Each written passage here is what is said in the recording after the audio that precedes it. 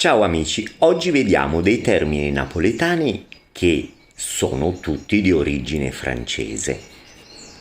Vediamo il primo termine. Buatta, scatola, viene dal francese boîte.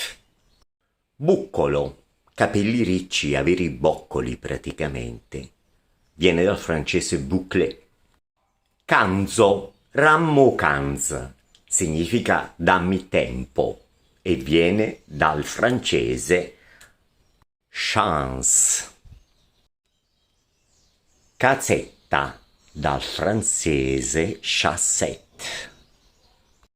Argiamma, i sord e il renard vengono dal francese argent.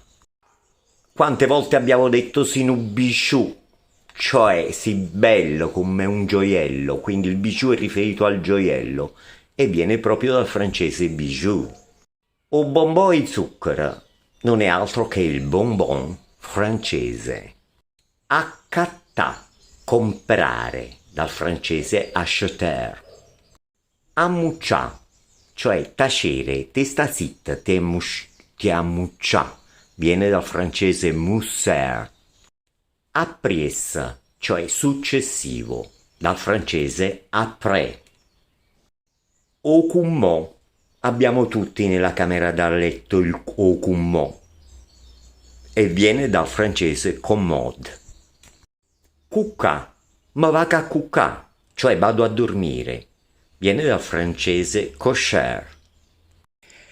Ebbene, queste sono solo alcune delle parole del nostro dialetto che viene dal francese, anzi mi scuso se qualcuno criticherà la mia pronuncia francese, io non l'ho studiato, quindi mi scuserete. Va bene? E seguitemi sempre e se avete delle richieste fatemelo nelle menzioni dirette, ok? In modo che è più facile che io le trovi. Grazie e seguitemi.